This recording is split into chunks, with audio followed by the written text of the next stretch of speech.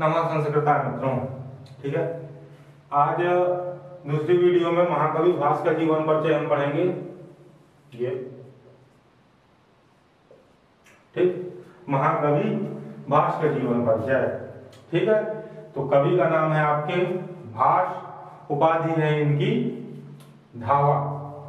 ठीक है, वैसे तो इनका जीवन परिचय बहुत बड़ा है, लेकिन परीक्षा को मद्देनजर रखते हुए जितना उचित है उतना पढ़ेंगे। ठीक है, उपाधि है इनकी धावा और गोत्र इनका अगस्त गोत्र की हैमोदक शाखा में, ये चीज इंपॉर्टेंट है। ठीक है, ये चीज अगस्त गोत्र की हैमोदक शाखा में भास गोत्र है। कौन सा? भास गोत्र। किसमें? हैमोदक शाखा में, अगस्त गोत्र की। ठीक है, अगस्त गोत्र की हैमोदक शाखा में। पूछ लेगा कौन सा गोत्र है, तो अगस्त गोत्र भी दे सकता है, हैमोदक भी दे सकता है। किस शाखा में है? तो हैमोदक शाखा में। तो अगस्त गोत्र की हैमोदक शाखा में क्या है आपका? भास गोत्र है। ठीक है, जन्म इनका हुआ था 100 ईसा पूर्व से 200 ईसा पूर्व। कितना? 100 ईसा पूर्व से 200 ईसा पूर्व। हम तुम तो रहे नहीं होंगे, रहे होंगे तो पता नहीं क्या कुत्ता बिल्ली क्या बने थे, है ना। काफी सारी प्रजातियां हैं। उपासक ये कौन से थे? वैष्णव धर्म के। रीति इनकी क्या थी? वैदर्भी। ठीक, किस रीत के कवि थे ये? वैदर्भी रीत के कवि थे। गुण है इनका प्रसाद गुण। ठीक है, कालिदास का भी आपका गुण क्या है? प्रसाद। ठीक है, रस, श्रृंगार रस और वीर रस मुख्यतः इनकी, और भी रस है लेकिन मुख्यतः जिनका प्रयोग किया गया है वो है आपके श्रृंगार रस और वीर रस। शैली इनकी सरल भाषा का प्रयोग, इनकी जितनी भी रचनाएं हैं उनमें क्या है? सरल भाषा का प्रयोग किया गया है। सरल भाषा मतलब सामान्य बोलचाल की भाषा। और अलंकार, अनुप्रास, उपमा, स्वभोक्ति और उत्प्रेक्षा रूपक। ठीक, इतने अलंकारों का प्रयोग किया गया है मुख्य रूप से। बाकी तो और भी है, लेकिन मुख्य रूप से जो किया गया है वो इतना है। अब देखिए, तिरुवांकुर नगर निवासी, ये चीज काफी इंपॉर्टेंट है जो बता रहा हूं। तिरुवांकुर नगर निवासी टी गणपति शास्त्री ने। ठीक है, किसने? टी गणपति शास्त्री ने। ये चीज इंपॉर्टेंट है, मैं दूसरे रंग से किए दे रहा हूं। ठीक है, ये चीज अंडरलाइन कर देते हैं, याद रहेगा। ठीक है, तो तिरुवांकुर नगर निवासी टी गणपति ने, ठीक है, देखिए सन 1910-12 में टी गणपति शास्त्री ने सन 1910-12 में भास नाटक चक्रम, ठीक, क्या? भास नाटक चक्रम, ये चीज इंपॉर्टेंट है। ये चीज पूरी इंपॉर्टेंट है। भास नाटक चक्रम नाम से, किससे? भास नाटक चक्रम नाम से भास के 13 नाटकों का, भास के जो 13 नाटक है, ये देखिए यहाँ पर लिखी हुई है संख्या 13। कितने नाटक है? 13। तो 13 नाटकों का संग्रह किसमें किया? भास नाटक चक्रम में। अनंत समनम, ठीक है, ध्यान देना, अनंत समनम लिखा हुआ है, सबनम नहीं लिखा हुआ है, सबनम नाम हो जाएगा। ठीक है, वो सबनम वाला सबनम नहीं है, ये समनम है। ठीक है, अनंत समनम त्रिवेंद्रम से प्रकाशित किया। किससे? त्रिवेंद्रम से, भास नाटक चक्रम नाम से। ठीक है, ध्यान देना, किससे? भास नाटक चक्रम नाम से अनंत समनम त्रिवेंद्रम से प्रकाशित किया। ये जिस माध्यम से प्रकाशित किया गया ना, उस माध्यम का नाम है। ठीक है, अब यहाँ पर देख लीजिए, नाटकों की संख्या कितनी है? 13 है। नाटकों की संख्या यदि आपसे पूछता है तो कितनी है? 13 है। ये चीज इंपॉर्टेंट है। ठीक, नाटकों की संख्या कितनी है? 13 है। विभाजन कितने भागों में किया गया है? 4 भागों में। एक कौन सा? रामायण मूलक, महाभारत मूलक और उदयन कथा मूलक और कल्पना मूलक। ठीक है, ये चीज मैंने लिख दी है, ये चीज भी इंपॉर्टेंट है।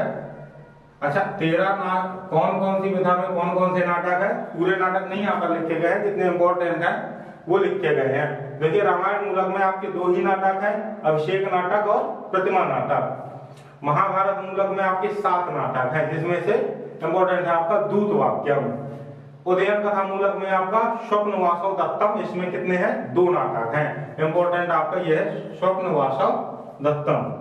कल्पना मूलक में आपका दरिद्र चारुदत्त, इसमें एक दरिद्र चारुदत्त ब्राह्मण की कहानी है। ठीक है, अब देखिए जो इंपॉर्टेंट है, ये चीज काफी ज्यादा इंपॉर्टेंट है। तो ये नाटक, ठीक, वासव दत्तम का परिचय, तो इसे आप देख लीजिए। लेखक का नाम क्या है? महाकवि भास। काव्य विधा नाटक ये 6 अंक का नाटक है। इसमें कितने अंक है यदि वो पूछता है स्वप्न वासोदत्तम में कितने अंक हैं, ये कितने अंक का नाटक है, तो आप क्या बताएंगे 6 अंक का। ठीक, श्लोक संख्या इसकी कितनी है 57 यानी कि 57। ठीक है, सप्त पंचाशत कितने 57 यानी कि 57 या इंग्लिश में क्या 57 कहेंगे ना, हमारी इंग्लिश कमजोर है ना। देखिए नायक इसमें वर्णन किस चीज का है, तो नायक और नायिका इस स्वप्न वासोदत्तम के नायक और नायिका कौन है, उदयन और वासोदत्ता। ठीक, वासोदत्ता कौन थी आगे पता चलेगा। प्रधान अंगी रस कौन सा है इसमें, श्रृंगार रस। ठीक है, ये चीज इंपॉर्टेंट है। प्रधान अंगी रस कौन सा है, श्रृंगार रस। नायक कोटि कौन सी है, धीर ललित नायक कोटि। नायक कोटि मतलब उदयन। ठीक, उदयन क्या है इसका, इस नाटक का नायक है, तो उसकी कोटि कौन सी है, धीर ललित कोटि का नायक है वो। ठीक है, यहाँ पर आ जाइए, नाटक का गुण कौन सा है, प्रसाद माधुर्य और ओज का क्या है, समन्वय है। छंद सर्वाधिक अनुष्टुप छंद का प्रयोग किया गया है। ठीक है, 22 बार नहीं सॉरी 22 श्लोक में। ठीक है, अब देखिए पंचम अंक को स्वप्न अंक भी कहा जाता है। ये चीज बहुत इंपॉर्टेंट है, ये चीज सर्वाधिक इंपॉर्टेंट है। ठीक है, पंचम अंक को स्वप्न अंक भी कहा जाता है और पंचम अंक के आधार पर ही इसका नाम क्या पड़ा है, स्वप्न वासोदत्तम। ठीक, जब उदयन सो रहा था तब उसने एक स्वप्न देखा था। ठीक है, तो उसी के आधार पर इसका नाम पड़ गया स्वप्न वासोदत्तम, इसलिए पंचम अंक को क्या कहा जाता है, स्वप्न अंक भी कहा जाता है। और वासोदत्ता की वीणा का नाम घोषवती, ये चीज इंपॉर्टेंट है। वासोदत्ता की वीणा का नाम क्या है, घोषवती, दिमाग में बैठा लीजिए दो चीज। पंचम अंक को स्वप्न अंक भी कहा जाता है, वीणा का नाम घोषवती, किसकी, वासोदत्ता की। अब लावाणक ग्राम की घटना प्रथम अंक में वर्णित है, किसकी, लावाणक ग्राम की घटना। उदयन के भवन का नाम सूर्यामुख था, ये चीज इंपॉर्टेंट है। ठीक, उदयन के भवन का नाम क्या था, सूर्यामुख, और पद्मावती के भवन का नाम क्या था, समुद्र ग्रह। ठीक, ये चीज, ये दोनों चीज नोट कर लीजिए, चाहे तो स्क्रीनशॉट ले लीजिए। वैसे तो इसमें जितनी भी चीजें बताई हैं परीक्षा की दृष्टि से सारी की सारी बहुत इंपॉर्टेंट है, आप लोगों को स्क्रीनशॉट नोट्स बना के रखनी चाहिए। वासोदत्ता, देखिए वासोदत्ता का परिचय, प्रद्योत की पुत्री है, अवंती राज्य की राजकुमारी है, कौन, वासोदत्ता। और पद्मावती कौन है, उदयन की द्वितीय पत्नी। अच्छा, वासोदत्ता जो है वो उदयन की क्या है, प्रथम पत्नी है, और पद्मावती कौन है, उदयन की द्वितीय पत्नी और मगध के राजा दर्शक की बहन है। ठीक है, तो ये चीज भी इंपॉर्टेंट। अगर इनका परिचय, नायिका का परिचय, पूरी कहानी इन पर डिपेंड करती है। बाद में पद्मावती और उदयन का विवाह भी होता है। ठीक है, तो वासोदत्ता प्रद्योत की पत्नी, अवंती राज्य की राजकुमारी, ये चीज इंपॉर्टेंट है। पंचम अंक को स्वप्न अंक भी कहा जाता है। ठीक है, और उसी के आधार पर इसका नाम क्या रखा गया, स्वप्न वासोदत्तम। ठीक, नाटकों की संख्या कितनी है, 13, और विभाजन कितने भागों में है, 4 भागों में। कौन कौन से भाग, रामायण मूलक, महाभारत मूलक, उदयन कथा मूलक, कल्पना मूलक। रामायण मूलक में आपके 2 नाटक, अभिषेक नाटक और प्रतिमा नाटक। महाभारत मूलक में आपके टोटल 7 नाटक है, इंपॉर्टेंट है आपका दूत वाक्य। उदयन कथा मूलक में स्वप्न वासोदत्तम, ये महा इंपॉर्टेंट है, 1-2 क्वेश्चन तो पक्का है ना। ठीक, कल्पना मूलक में दरिद्र चारुदत्त। ठीक है, इसमें आपके 2 नाटक हैं।